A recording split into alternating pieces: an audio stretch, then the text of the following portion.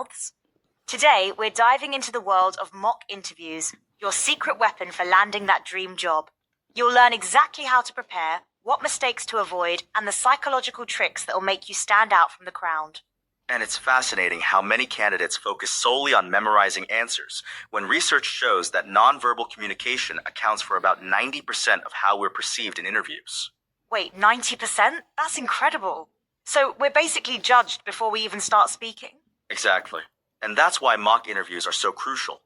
They provide a safe space to practice not just what you say, but how you say it. So what exactly is a mock interview?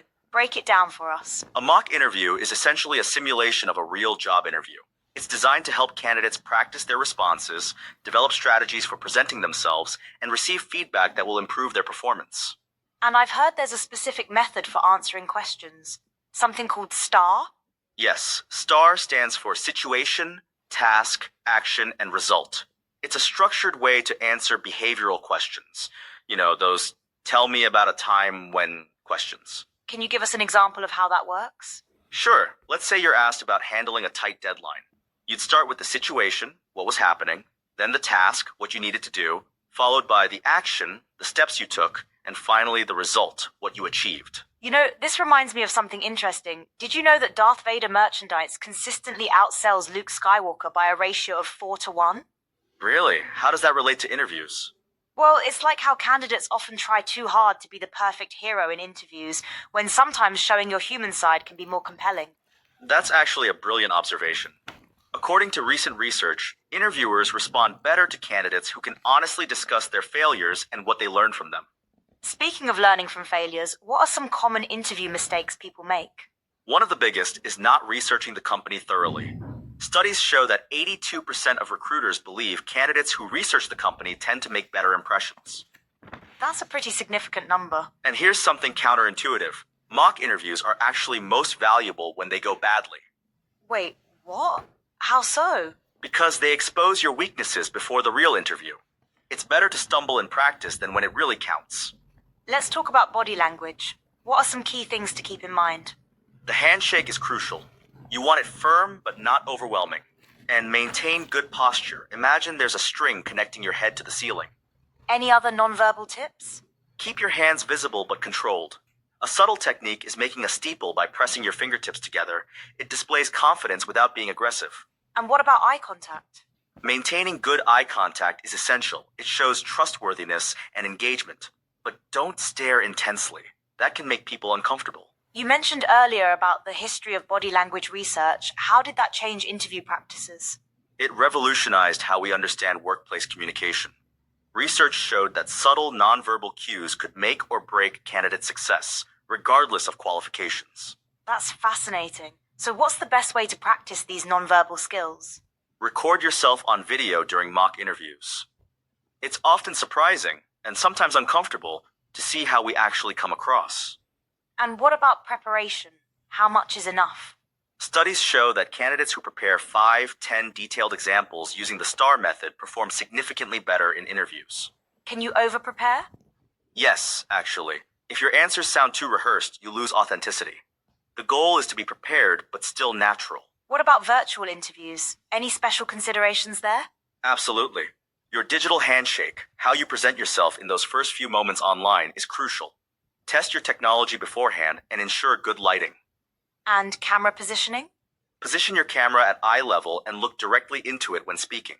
It creates the same effect as good eye contact in person. Let's talk about questions. How many should candidates prepare to ask the interviewer? Research indicates having 2-3 thoughtful questions prepared shows genuine interest and engagement in the role. And what makes a question thoughtful? Questions that show you've researched the company and are thinking about your long-term contribution, not just immediate benefits. Speaking of research, how deep should candidates go? Beyond just the company website.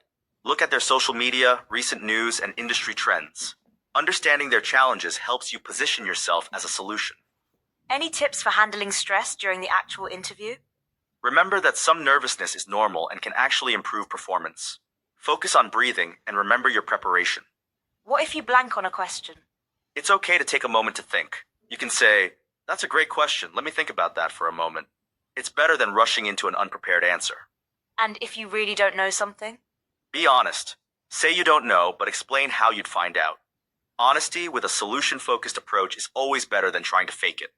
Let's talk about dress code. How important is it really? Very. Studies show that initial impressions are formed within the first 7 seconds of meeting someone, and appearance plays a huge role in that. Any specific dress code tips? Research the company culture, but err on the side of more formal. It's better to be slightly overdressed than underdressed. What about salary discussions? When should those come up? Let the interviewer bring it up first. Focus on showcasing your value before discussing compensation. And if they ask about salary expectations? Do your research beforehand.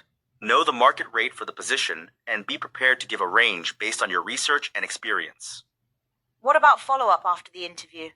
Send a thank you note within 24 hours. Make it specific to your conversation, not just a generic message. Email or handwritten? Email is standard now. It's prompt and professional. Save handwritten notes for after you get the job. As we wrap up, what's your number one piece of advice for interview success? Remember that an interview is a two-way conversation, not an interrogation. You're also evaluating if the company is right for you. That's a great perspective shift. And it naturally helps reduce anxiety when you view it as a mutual exploration rather than just being judged. Any final thoughts for our listeners? Practice makes progress, not perfection. The goal of mock interviews isn't to memorize perfect answers, but to build confidence in your ability to handle any question. Well, that brings us to the end of long before you walk through that door or log into that Zoom call. And with proper preparation and practice, you can turn those nervous butterflies into excitement about sharing your story. Thanks for joining us today.